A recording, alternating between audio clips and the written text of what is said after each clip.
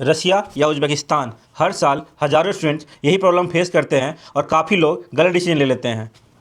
तो दोस्तों, सही डिसीजन लो, वरना आपके लाखों रुपए और आपका 6 साल रिस्क में आ सकता है। दोस्तों, तो आज मैं आपको बताऊंगा रियल डिफरेंस, ताकि आप वो सब मिस्टेक ना करो जो अधिकतर बच्चे करते हैं और एमबीबीएस एब्रॉड के जाल में फंस जाते हैं। हाँ दोस्तों, आपने सही सुना, एमबीबीएस एब्रॉड एक जाल है जिसमें आप एक बार फंस गए तो आपको निकलना मुश्किल है। तो इसीलिए इस जाल में ना फंसो, तो आपको सही कंट्री, सही कॉलेज और सही एजेंट सेलेक्ट करना काफ़ी ज़रूरी हो जाता है। हेलो दोस्तों, तो welcome back to meta medicos. अगर आप भी एमबीबीएस एब्रॉड का प्लान बना रहे हो तो आपने रसिया और उज़्बेकिस्तान के बारे में सुना ही होगा। तो दोस्तों, आज इस वीडियो में हम देखेंगे आपके लिए कौन सी कंट्री बेस्ट है बिटवीन रसिया एंड उज़्बेकिस्तान। और इस वीडियो को बनाने के लिए मैंने अपने काफ़ी सारे सीनियर्स जो वहाँ से पास आउट हुए हुए हैं और जो मेरे फ्रेंड्स अभी रसिया में करंटली पढ़ रहे हैं, मैंने उनसे काफ़ी कुछ डिस्कस किया है, फिर ये वीडियो बना रहा हूँ। क्योंकि कुछ लोग आपको कहेंगे कि उज़्बेकिस्तान बेस्ट है, कुछ लोग कहेंगे रसिया बेस्ट है। तो इस वीडियो में हम एक एक करके सारे पॉइंट्स डिस्कस करेंगे। तो दोस्तों, इस वीडियो को एंड तक देखना, क्योंकि एंड तक देखने के बाद आपको क्लैरिटी मिल जाएगा कि आपके लिए कौन सी कंट्री बेस्ट है। क्योंकि हर पर्सन टू पर्सन डिफर करता है, किसी के लिए रसिया बेस्ट है, किसी के लिए उज़्बेकिस्तान बेस्ट है। तो इस वीडियो को एंड तक ज़रूर देखना। तो दोस्तों, इस वीडियो को स्टार्ट करने से पहले हम थोड़ा सा हिस्ट्री देख लेते हैं। जो आज का रसिया और उज़्बेकिस्तान है, पहले ये आपका USSR that is Soviet Union का पार्ट था। 1991 में ये सब कंट्री अलग हुए थे, मतलब यूएसएसआर से टूट के 15 अलग अलग कंट्री बने थे। जैसे कि आपका कुछ सेंट्रल एशियन कंट्रीज जैसे कि थे आपको Uzbekistan, Kyrgyzstan, Kazakhstan, Tajikistan, Turkmenistan, और कुछ कॉकेशियस कंट्री जैसे कि आर्मेनिया, अजरबैजान और जॉर्जिया वगैरह अलग हुए थे। ईस्टर्न यूरोप में आपका आता था खुद रसिया ही, फिर यूक्रेन, मोल्डोवा, ये सब आते थे। और कुछ बेल्टिक कंट्री भी थे जैसे कि इस्तोनिया, लातविया, ये सब कंट्री, मतलब तो 15 कंट्री आपके यूएसएसआर से टूट के अलग हुए थे। तो दोस्तों, इस वीडियो में मैं आपको डायरेक्टली ये नहीं बोलूँगा कि आपको क्या चूज़ करना है, मैं आपको हेल्प करूँगा कि आपके लिए क्या सही है। तो दोस्तों, सबसे पहला पॉइंट है आपका क्लिनिकल एक्सपोजर, जो कि सबसे इम्पोर्टेंट पॉइंट है। आप कोई भी कंट्री सिलेक्ट कर रहे हो तो सबसे पहले वहाँ का क्लिनिकल एक्सपोजर का पता करना सबसे ज़्यादा ज़रूरत हो जाता है। तो दोस्तों, जैसा कि मैंने अपने पुराने वीडियोस में आपको समझाया है कि कोई भी कंट्री का क्लिनिकल एक्सपोजर कैसे पता करें, तो सबसे इम्पोर्टेंट फैक्टर जो होता है क्लिनिकल एक्सपोजर पता करने के लिए, वो होता है वहाँ का पॉपुलेशन। तो जैसा कि आपको पता ही है, रसिया कितनी बड़ी कंट्री है, बहुत ही ह्यूज है वो। तो वहाँ का पॉपुलेशन ज़्यादा है। लेकिन दोस्तों, ट्विस्ट यहीं आती है, उज़्बेकिस्तान और रसिया के बीच में। जब भी आप गूगल पे सर्च करोगे आप तो देखोगे, अगर आप पॉपुलेशन डेंसिटी सर्च कर रहे हो कि डेंस पॉपुलेशन कहाँ पे है, तो आप वहाँ पे क्लियरली लिखा हुआ कि 4 टाइम्स उज़्बेकिस्तान जो है आपका मोर डेंस है आपका रसिया से। तो दोस्तों, रसिया का ओवरऑल पॉपुलेशन ज़्यादा है, लेकिन आप डेंसिटी देखोगे तो उज़्बेकिस्तान में ज़्यादा है। तो दोस्तों, रसिया का एरिया भी बहुत बड़ा है। तो एरिया किससे क्या होता है, वहाँ पे हॉस्पिटल्स भी काफ़ी ज़्यादा है और पॉपुलेशन उस हिसाब से नहीं है। तो वहाँ का जो पॉपुलेशन है वो डिस्ट्रीब्यूट हो जाते हैं। लेकिन एक ये डेवलपिंग कंट्री है आपका उज़्बेकिस्तान, तो यहाँ पे पॉपुलेशन कुछ ज़्यादा बढ़ रहे हैं और उस हिसाब से यहाँ पे सारे एरिया में मेडिकल कॉलेजेस और हॉस्पिटल्स वगैरह नहीं है। तो पेशेंट फ्लो ऑटोमेटिकली यहाँ पे थोड़ा सा ज़्यादा हो जाता है आपका। तो ये भी मोस्ट इम्पोर्टेंट फैक्टर जो आप देख सकते हो। तो दोस्तों, एक बेस्ट चीज़ जो मुझे एमबीबीएस इन उज़्बेकिस्तान के कुछ यूनिवर्सिटीज़ का अच्छा लगता है कि जब भी वेकेशन होती है यहाँ पे, समर वेकेशन, तो कुछ 2 महीना या 2.5 महीना की होती है। तो उसमें आपको यूनिवर्सिटी क्या करती है, आपको एक लेटर निकाल के देगी।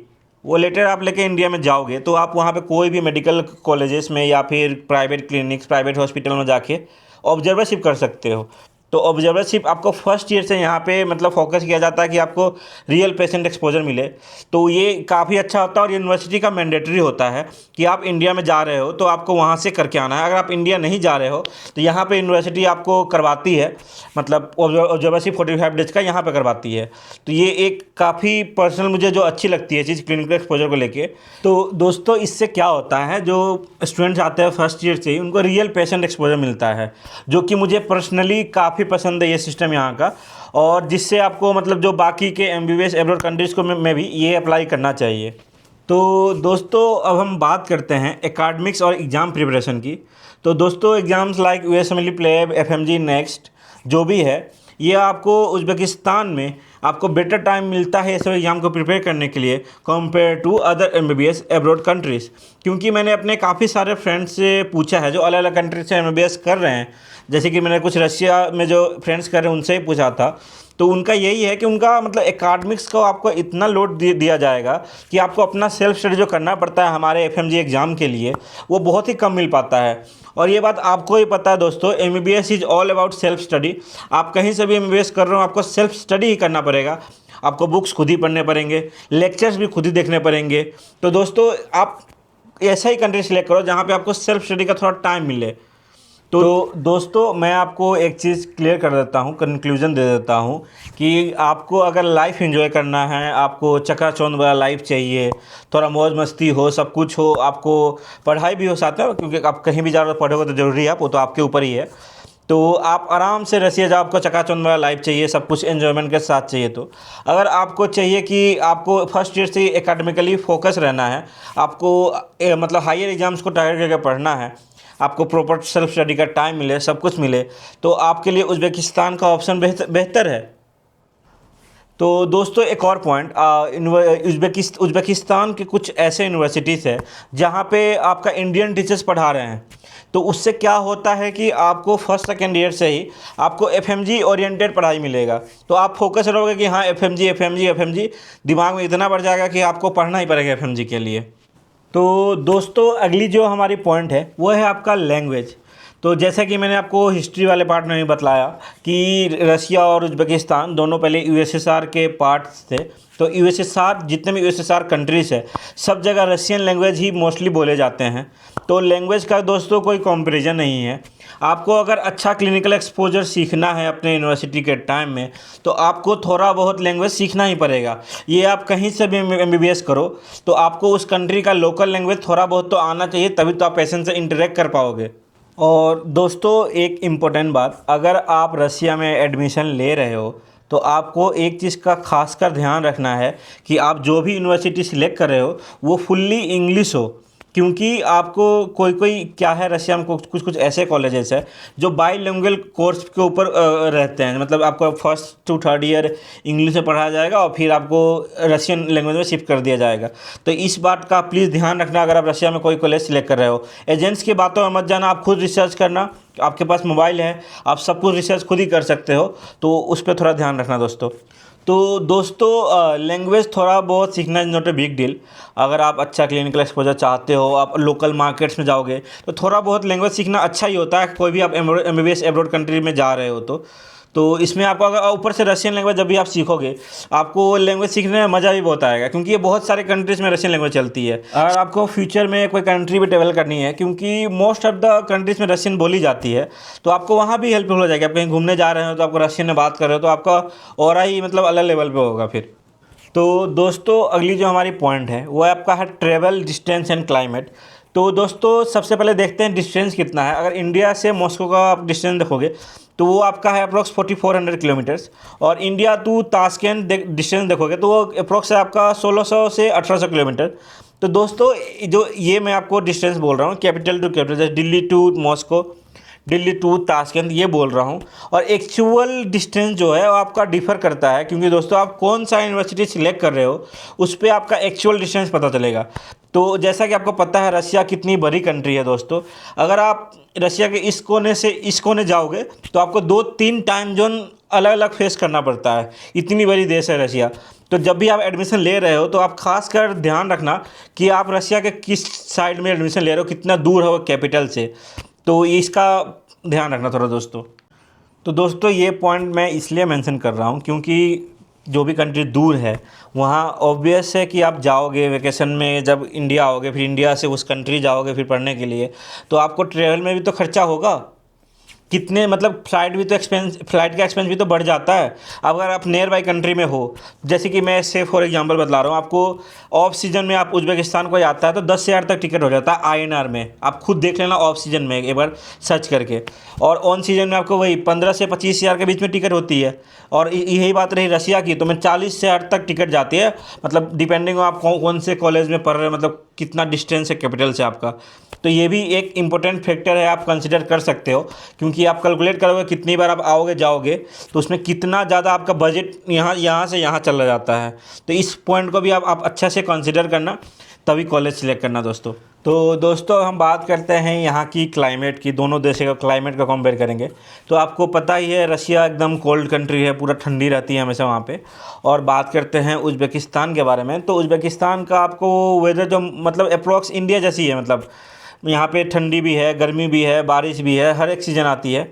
और ठंडी यहाँ पे उतनी भी हाई नहीं पड़ती, मतलब -5 तक जाती है, 5-10 माइनस। मैंने जब फर्स्ट सेकेंड ईयर में आया था मैं यहाँ पे, तब गई थी -15 एक बार। लेकिन रसिया की ठंड -40 तक जाती है। ये तो आपका पर्सनल प्रेफरेंस है, क्योंकि आपको ठंडी कंट्री में जाना या मॉडरेट क्लाइमेट में, क्योंकि उतना इंपॉर्टेंट फैक्टर नहीं है दोस्तों।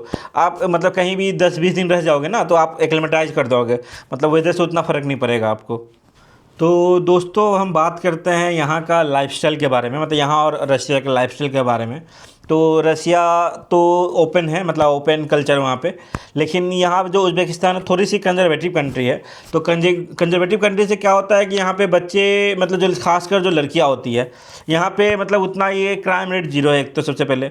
और एक पीसफुल कंट्री है, क्योंकि इस कंट्री का जो पॉलिटिक्स है ये सारे देश, चाइना, रसिया, इंडिया, सबके साथ इसका इक्वल रिलेशन है। ये कुछ वार वाला कॉन्फ्लिक्ट वगैरह में नहीं पड़ती, एकदम अपना स्टेबल चल रही है, अपना ग्रो कर रही है कंट्री। तो दोस्तों ये रहे कुछ पॉइंट्स जो मेरे हिसाब से डिस्कस करना चाहिए था, जो मैंने डिस्कस किया। तो बाकी आपके ऊपर, आप कहाँ मतलब कौन से कंट्री सिलेक्ट करते हो, कौन सा यूनिवर्सिटी सिलेक्ट करते हो, क्योंकि सबका अपना अपना ओपिनियन होता है। जो मेरा ओपिनियन था मैंने दिया दोस्तों, बाकी आपके ऊपर है। आप खुद सबके पास मेरे से ज़्यादा आप टेक्नोलॉजी यूज़ करते हो, तो आप खुद ही ज़्यादा रिसर्च कर सकते हो मेरे ज़्यादा।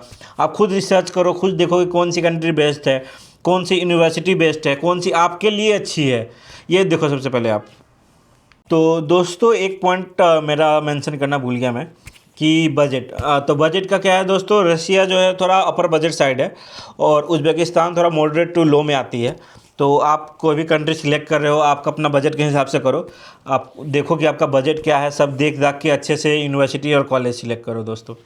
तो दोस्तों ये रहे कुछ पॉइंट्स जो मैं आपका मेंशन करना चाहता था। आपको कहीं भी एडमिशन चाहिए हो, कोई गाइडेंस चाहिए हो एमबीबीएस एब्रॉड से लेके, क्योंकि मेरा अब लास्ट ईयर चल रहा है, तो मैं इतना ज़रूर सफिशिएंट हूँ कि मैं आपको गाइड कर सकूँ।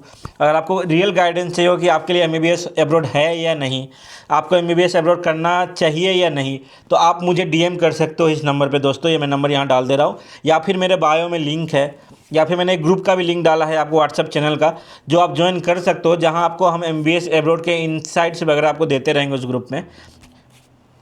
तो दोस्तों ये भी पॉइंट देखना ज़रूरी होगा कि आपके लिए एमबीबीएस एब्रॉड सही है कि नहीं, क्योंकि सब कर रहे हैं इसका मतलब नहीं आप करोगे।